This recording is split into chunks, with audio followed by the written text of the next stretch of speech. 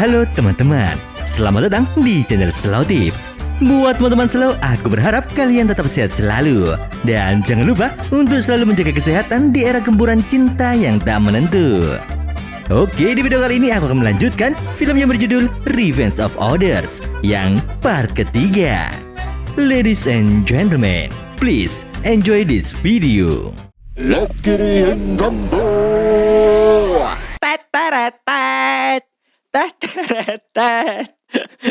Ayo mau cerita nih, langsung bahas film aja, rasa suwe-suwe.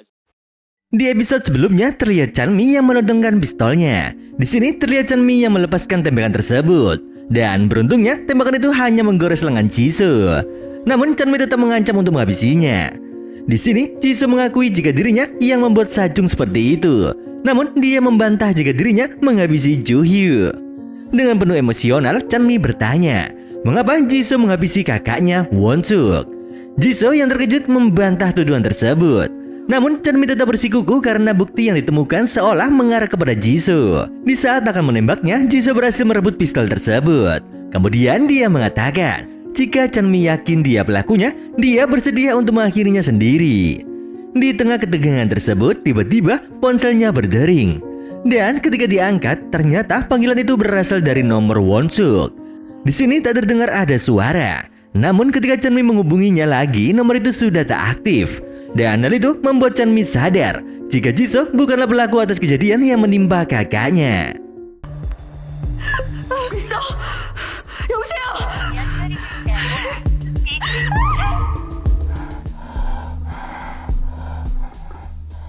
Di sisi lain, Jae-bum kembali teringat perkataan Oh-sung saat di kandang kuda. Oh-sung mengatakan jika Jae-bum mencoba bundir dengan melompat dari gedung perusahaan orang tuanya. Namun dia tak mengetahui alasan di balik kejadian tersebut.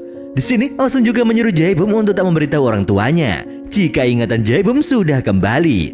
Dan untuk permasalahan Won-suk, Oh-sung akan memberitahunya nanti. Sementara itu, terlihat Jisoo yang membakar tas ranselnya untuk menghilangkan bukti. Chanmi yang merasa bersalah karena melakukan hal itu kepada Jisoo, dia pun membelikannya perban dan pakaian baru. Kemudian mereka pergi ke studio foto untuk mengobati luka Jisoo. Di sini Jisoo mencoba mencairkan suasana dengan mengajak Chanmi untuk berfoto bersama.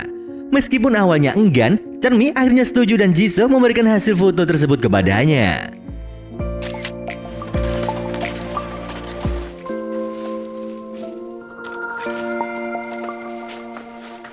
Setelah itu, Jisoo bertanya bagaimana Chanmi tahu tentang kedatangan polisi yang mencari tasnya. Chanmi mengungkapkan jika Oh-sung yang memberitahunya, dan dia juga menceritakan tentang manipulasi yang dilakukan Oh-sung terhadap kakaknya. Chanmi yang mengetahui jika Oh-sung telah memanipulasi kakaknya bukan berarti dia yang menghabisi Won-suk. Kemudian Oh-sung memberitahu Chanmi jika pelakunya menggunakan tas ransel, yang dimana hal itu mengingatkannya kepada Jisoo. Setelah mendengar cerita Chanmi, Jisoo berterima kasih kepada Chanmi karena jika dia tak mengambil tas tersebut, mungkin dia akan menjadi tersangka utama. Chanmi meminta maaf atas tuduhannya terhadap Jisoo. Chanmi juga bertanya apa yang akan dilakukan Jisoo. Di sini dia pun menjawab jika meskipun sudah dijebak dalam kasus tersebut, semuanya akan baik-baik saja. Di sini Jisoo berkata jika dia melakukan hal itu karena membutuhkan uang untuk membayar perawatan ibunya. Ternyata Chanmi sempat merekam panggilan telepon dari nomor Won-suk. Dan di saat mereka mendengar rekaman tersebut, mereka pun sedikit terkejut.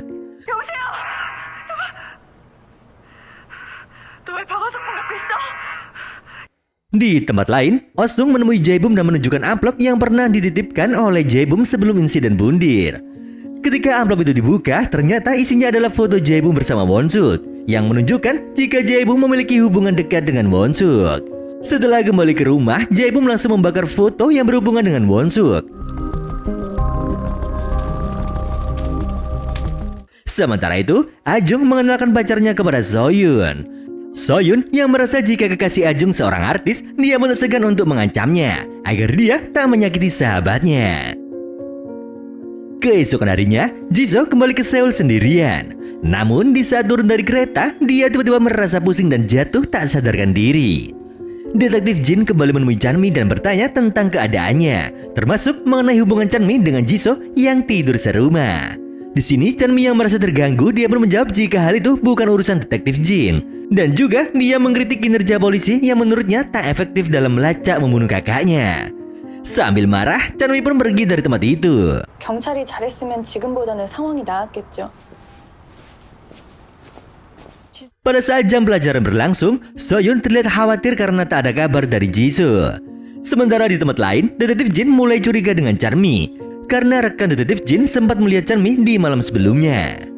Sementara itu, Jae-bum secara tak sengaja melihat Chanmi yang baru pulang dari sekolah.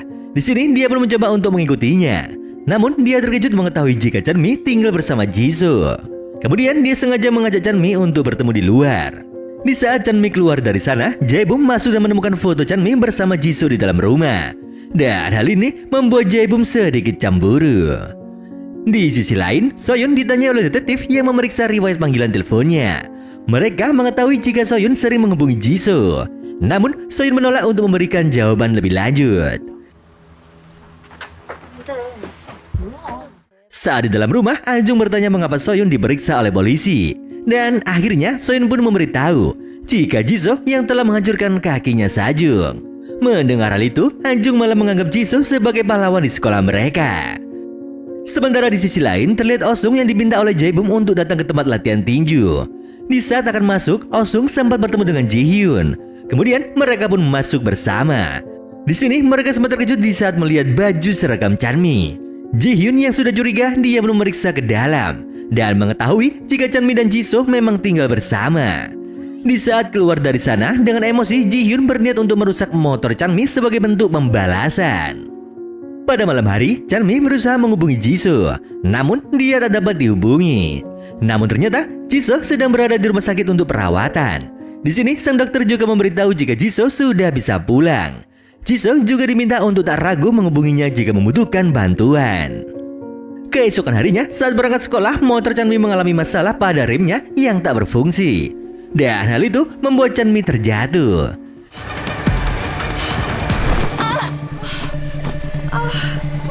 Setelah diperiksakan di bengkel, ternyata kabel remnya sengaja dipotong oleh seseorang. Chanmi yang merasa curiga, dia teringat akan Ji-hyun. Namun dia tak ingin menuduh tanpa bukti. Sesamanya di sekolah, terlihat Chanmi yang menggunakan pengeras suara.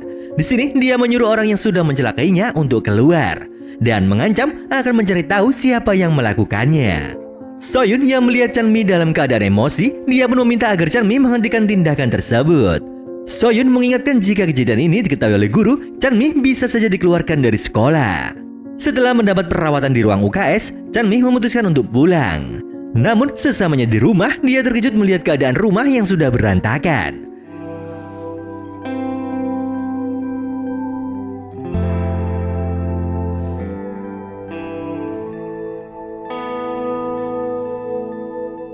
Di sisi lain, detektif Jin datang ke rumah sakit untuk menemui suaminya.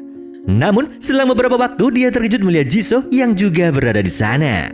Hingga akhirnya, detektif Jin mengetahui jika Jisoo mengidap tumor otak. Dan itulah alasan mengapa Jisoo menghilang. Detektif Jin juga berjanji untuk tak memberitahu siapapun tentang penyakitnya. Jisoo pun berterima kasih karena sudah menjaga rahasianya. Di tempat lain, terlihat Chanmi yang menyadari jika foto dirinya bersama Jisoo telah hilang. Kemudian, tiba-tiba ada yang mengetuk pintu. Yang ternyata itu adalah Jisoo. Di sini dia bertanya apa yang sudah terjadi dengan Chanmi. Chanmi pun menjawab jika dirinya terjatuh dari motor dan juga ada pencuri yang memecahkan kaca rumah Jisoo. Kemudian Jisoo meminta maaf karena selama ini tak memberi kabar. Kemudian dia mengajak Chanmi untuk pergi bersama. 오늘 스트레스 좀 풀까? 좋아. 나쁘지 않지? Terlihat Jisoo yang mengajak Chanmi ke tempat karaoke. Kemudian di saat membuka pintunya, Chanmi diberi kejutan oleh teman-temannya karena hari ini adalah hari ulang tahunnya. Dan di sini Soyun sempat melihat kedekatan Jisoo dengan Chanmi. Hal itu membuat Sohyun sedikit cemburu. Di waktu yang sama, Osung datang untuk menemui Jae-bum. Kemudian dia sempat melihat Chanmi pergi ke toilet, namun Chanmi tak menyadarinya. Setelah masuk ke dalam, Osung mengatakan jika dirinya akan menunggu di luar. Namun sebelum keluar, dia mendapat panggilan telepon. Di sini Jisoo yang mendengar nada deringnya langsung teringat dengan rekaman Chanmi kemarin. Dia pun yakin jika yang menghubungi Chanmi kemarin adalah Osung. Selang beberapa waktu, Jisoo memberitahu Chanmi tentang hal itu. Di sini Chanmi yang emosi, dia pun ingin membalas dendam. Namun Jisoo menghentikannya dan meminta Chanmi untuk mengumpulkan bukti terlebih dahulu. Sementara itu, Osung memujuk Jaebum untuk pulang ke rumah. Namun, Jaebum mengaku takut karena sering mengalami delusi dan merasa seperti orang gila di rumah. Kemudian, Osung menenangkan Jaebum dengan mengatakan jika hal itu hanya pikirannya saja. Namun, Jaebum merasa Osung banyak mengetahui tentang dirinya dan merasa jika dirinya sudah dimanipulasi, seperti yang dia lakukan kepada Won-suk. Jaebum kemudian berkata apakah dirinya akan dihabisi jika tak menuruti perkataannya, sama seperti yang dia lakukan kepada Won-suk. Mendengar hal itu, Osung yang tak terima dia pun langsung menghajarnya. 미쳤나 진짜.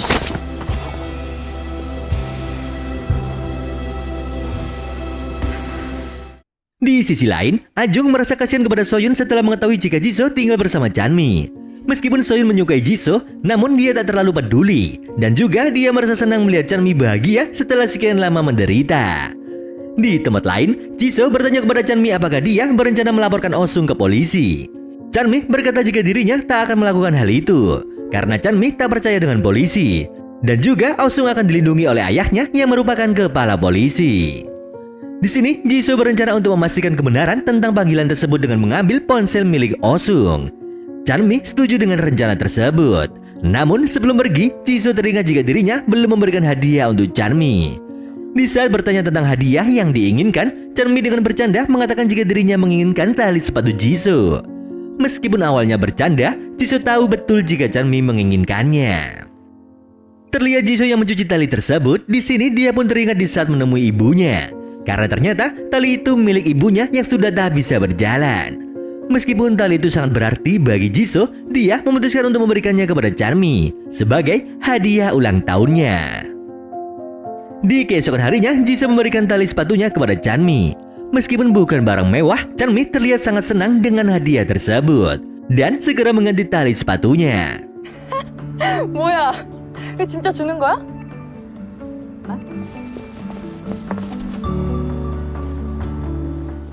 Sementara itu, polisi menemukan bukti baru di TKP yang membuat detektif Jin yakin jika kode tersebut milik tersangka.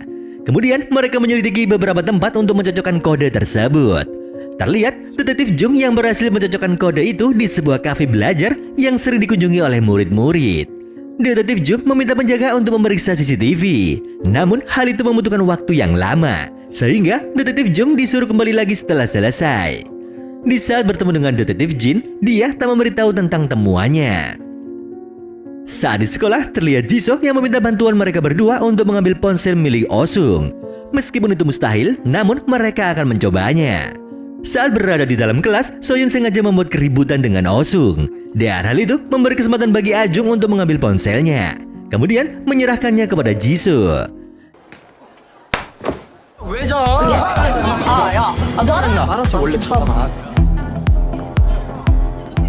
Selang beberapa waktu setelah memeriksa ponsel Osung di toilet, Jisoo tak menemukan apapun karena Osung sudah mengganti ponselnya. Di saat yang sama, Osung melacak ponselnya menggunakan ponsel Ji-hyun. Dan hal itu membuat Jisoo panik karena ponsel Osung berdering. Beruntungnya, Jisoo sempat bersembunyi dan setelah kejadian itu, dia memberitahu Chanmi jika dirinya tak menemukan bukti apapun. Di saat jam istirahat, Jisoo memberitahu Chanmi jika Osung sudah mengganti ponselnya 4 hari yang lalu. Dan riwayat panggilannya sudah tak terlihat. Di sisi lain, Osung sudah menyadari jika yang mengambil ponselnya adalah Jisoo. Di malam harinya, detektif Jung melaporkan kepada ayah Osung jika pelakunya adalah Osung setelah menemukan rekaman CCTV yang menunjukkan Osung datang ke kafe belajar. Ditambah lagi, tanda terima yang ditemukan di TKP juga milik Osung. Mendengar hal itu, ayah Osung meminta detektif Jung untuk merahasiakan masalah ini. Dia berjanji akan melindungi anaknya meskipun dia bersalah. 기호성, 왜 그 현장에 떨어져 있었느냐? 예. Sementara itu, Jisoo yang sedang berjalan sendiri tiba-tiba diserang oleh seseorang. Beruntungnya, Jisoo berhasil melumpuhkan penyerangnya. Dan di saat membuka penutup mukanya, ternyata itu adalah Sejin. Setelah kejadian itu, Jisoo membawanya ke rumah untuk diobati oleh Chanmi. Di sini, Sejin meminta maaf karena telah menyerang Jisoo. Dan yang menghancurkan rumahnya adalah dirinya. Sejin beralasan jika dirinya kesal setelah Chanmi tak bertindak. Setelah dia tahu jika yang menghabisi Won-suk adalah Jisoo. Namun, Chanmi dengan tegas membantah jika Jisoo adalah pelakunya. Kemudian Sejin akhirnya meminta maaf kepada Jisoo. 오해해서 미안하다. 아니야. 괜찮아. Di keesokan harinya, detektif Jung melaporkan jika Osung tak ada di TKP setelah melacak lokasi ponselnya. Meskipun begitu, dia sempat berada di kafe belajar sebelum tragedi itu terjadi dan sengaja meninggalkan ponselnya di sana. Meskipun bukti terus mengarah kepada Osung, ayah Osung kembali meminta untuk merahasiakan masalah ini. Dan dirinya yang akan bertanya langsung kepada Osung. 내일까지만 좀 갖고 있어라. 예, 소장님.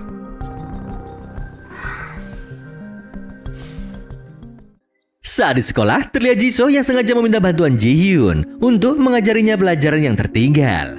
Tanpa pikir panjang, Ji-hyun setuju dan mengajak Jisoo ke rumahnya. Sementara itu, Chanmi meminta Jae-bum untuk menahan Osung agar tak pulang ke rumah terlebih dahulu. 진짜 고마워. Di tempat lain, detektif Jin mendapat informasi dari penjaga kafe tentang rekaman CCTV. Setelah melihat rekaman tersebut, detektif Jin terkejut mengetahui jika Osung adalah pelakunya. Di saat dia kembali ke kantor, dia pun langsung memarahi detektif Jung yang menyembunyikan hal itu. 네가 그러고도 고개 쳐들고 걸어 다니냐 이 쌍놈 새끼야! 더러운 새끼, 사람 새끼야! 나가 이 새끼야! Di sisi lain, terlihat ayah Sunah yang menemui Soyun. Di sini dia bercerita jika Sunah mendapat teror setelah Sajung mengganggunya lagi. Sang ayah yang khawatir akan kondisi anaknya, dia pun memohon kepada Soyun untuk membantunya lagi. Namun Soyun menolak karena dirinya tak ingin Jisoo berurusan dengan polisi. Setelah pulang sekolah, terlihat Jae-bum dan Osung yang berada di kafe. Dari kejauhan, terlihat Chanmi yang membantu mereka. Karena dirinya meminta Jae-bum untuk menahan Osung agar tak pulang terlebih dahulu. Di tempat lain, Ji-hyun mengajak Jisoo ke rumahnya untuk belajar.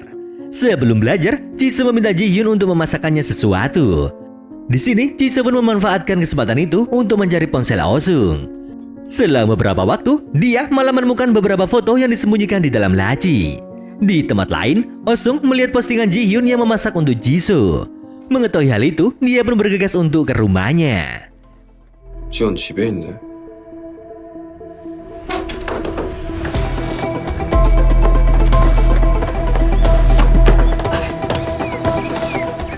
Sesamanya di sana, dia pun langsung menyerang Jisoo. Di sini, Jisoo yang sudah mendapat informasi, dia berlagak tak mengerti maksud Osung. Kemudian, di saat Osung akan menghabisinya, detektif Jin datang untuk menangkap Osung. 긴급 체포해요. Setelah kejadian itu, terlihat Osung yang diinterogasi. Namun, dia tak menjawab apapun dan meminta detektif Jin untuk melibatkan ayahnya. Tak lama setelah itu, detektif Jin dipanggil untuk bertemu kepala polisi. Di sini, ayah Osung meminta maaf karena berusaha melindungi anaknya. Detektif Jin yang kecewa menyatakan jika dirinya akan keluar dari kepolisian jika kepala polisi terus melindungi Osung. Setelah kejadian itu, Jisoo memberitahu Chanmi tentang apa yang sudah terjadi.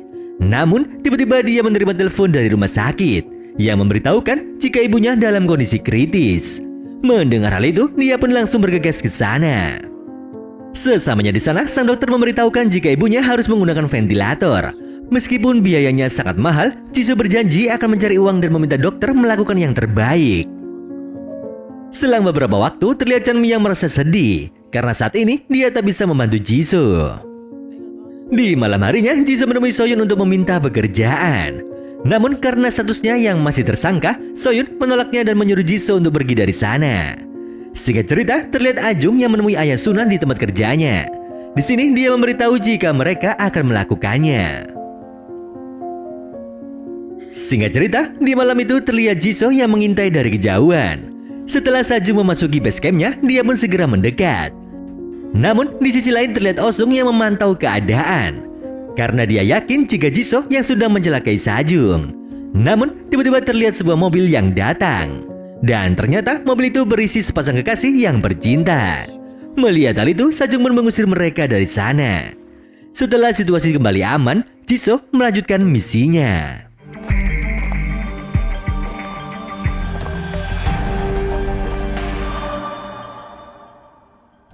오늘 딱 잡혔어.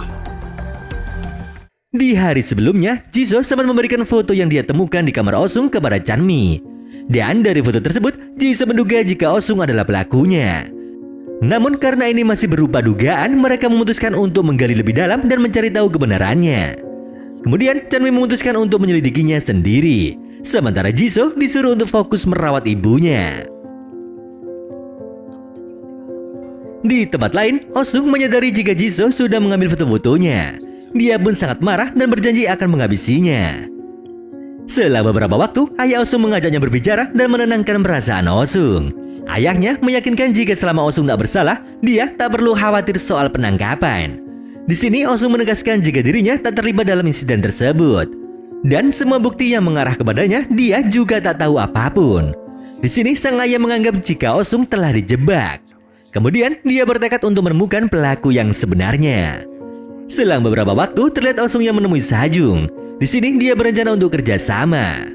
Oh-sung berencana untuk memasang perangkap dan menjebak Jisoo.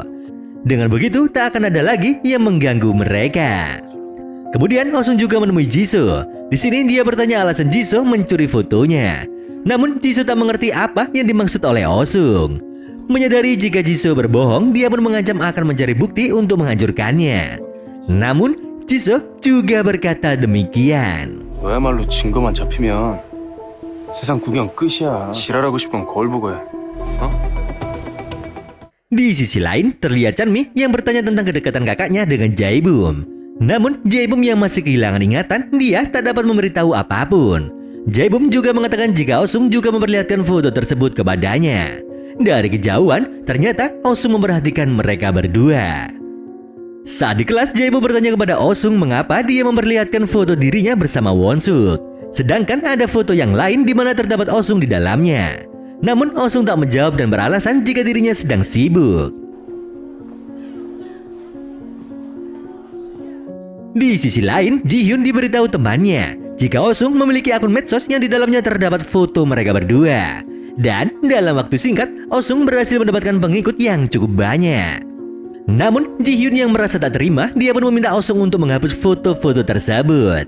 Akan tetapi, Oh-sung menolak dan beralasan ingin menjadi populer. 너 지금 잠대가리 굴려서? 몇 장 안 돼. 장난인데 뭐 많이 찍었겠어. Di tempat lain, Detektif Jung meminta maaf atas kejadian sebelumnya. Dan dia berjanji akan bekerja lebih baik lagi. Di sini dia melaporkan jika dirinya menemukan bukti rekaman CCTV yang baru. Kemudian mereka pun bergegas untuk melihat rekaman tersebut. Di sini terlihat jika pelakunya lebih dari satu orang. Dan masing-masing pelaku mengambil rute yang berbeda pada waktu yang berbeda. Namun masalahnya tak ada kamera di pintu belakang bengkel, sehingga sulit untuk mengetahui siapa pelaku yang sebenarnya. Di sini Detektif Jung menceritakan jika dirinya mendapatkan rekaman tersebut dari seorang pria pengangguran yang suka bermain drone. Dan pada malam kejadian drone-nya jatuh di atap bengkel. Dia pun berniat untuk mengambilnya di keesokan hari. Dan disinilah Detektif Jung mendapat rekaman tersebut. Di tempat lain terlihat Sajung yang menemui Suna. Di sini dia menuduhnya karena sudah mengirim orang untuk menghancurkan kakinya. Namun Sunanya ketakutan, dia pun memilih untuk pergi.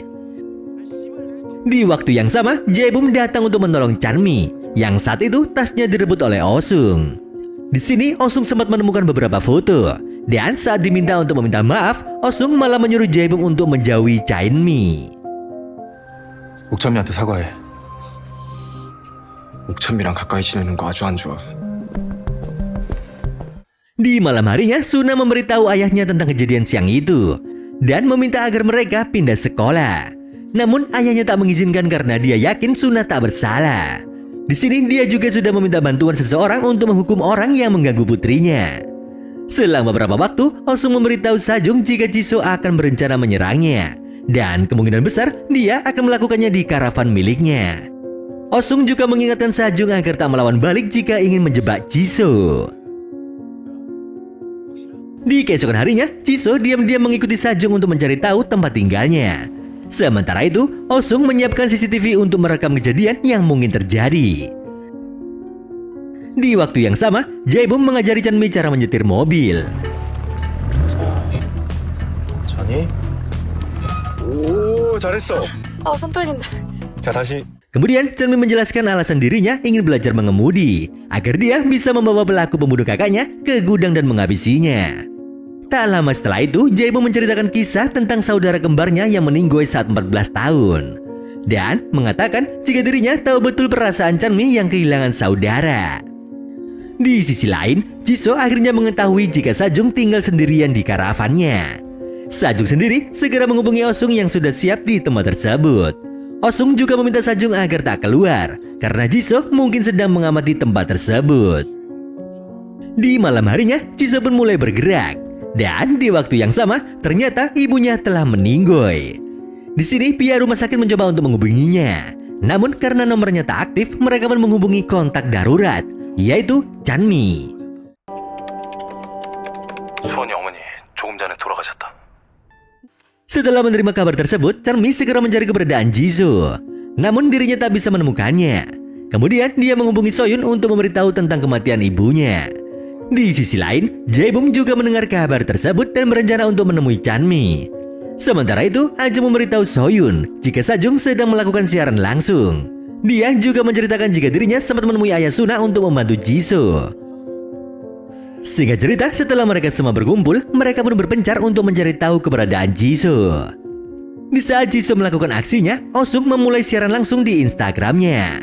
Terlihat banyak pengikutnya yang mulai melihat siaran tersebut. Dan tak lama kemudian, Jisoo tiba di karavan milik Sajung dan menyerangnya.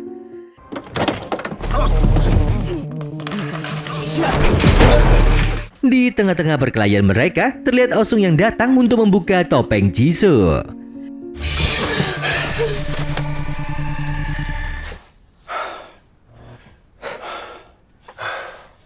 Dan saat dibuka, ternyata itu bukanlah Jisoo, melainkan Jae-bum.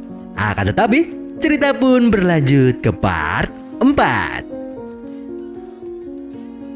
Selalu ditunggu ya teman-teman, dan jangan lupa bunyikan notifikasinya agar kalian tak ketinggalan dengan episode selanjutnya. Kalau begitu, sampai jumpa di video berikutnya.